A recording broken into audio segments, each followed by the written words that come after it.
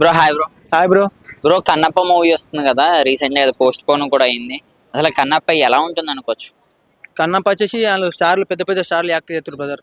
ప్రభాస్ కానీ ఇప్పుడు మన మన తన పేరేం పేరు మోహన్ లాల్ గారు కానీ ఇప్పుడు అక్షయ్ కుమార్ గారు కానీ పెద్ద పెద్ద హీరోలు యాక్టర్లు ఇందులో పాల్గొంటారు కాబట్టి పెద్ద హిట్ అవుతుంది అనుకుంటున్నాం మేము కూడా. రీసెంట్ గా ఇప్పుడు పోస్ట్ పోన్ కూడా అయింది. అసలే పోస్ట్ పోన్ అవడానికి కారణం ఏంటి అనుకోవచ్చు? అంటే సినిమా ఏమైనా మేకింగ్ ఏమైనా తేడా వచ్చిందా ఏంటి? లేదు బ్రదర్, అంటే అంటే నాకు తెలిసిన మట్టుకైతే ఐ డోంట్ నో బ్రో, అదే తెలియదు. మరి కన్నప్పలో ప్రభాస్ గారు కూడా ఉంటున్నారు, ఎలా ఉండొచ్చు ప్రభాస్ గారి రోల్? ఆ రోల్ హైలైట్ బ్రో దానికి. శివుడు పాత్ర ఉంటుంది కాబట్టి అదే పీక్స్ లెవెల్ హైలైట్ అనుకుంటున్నాం మేము కూడా.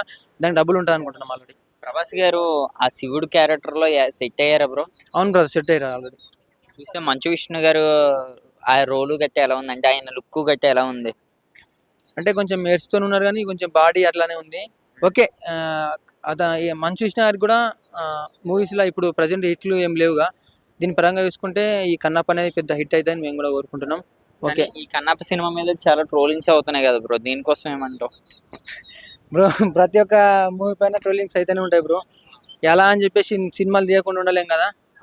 కంపల్సరీ పెద్ద హిట్ అవుతుంది అనుకుంటున్నాం. ఎంత ట్రోలింగ్ ఉన్నా కానీ సినిమాతోనే మన ఇప్పుడు హీరో కానీ హీరోయిన్స్ కానీ ఎవరైనా కానీ సినిమాతోనే పెద్ద రియాలిటీ ఏందో తెలుస్తుంది బ్రదర్. ట్రోలింగ్ ఆపేయాలి ఎవరున్నా కానీ.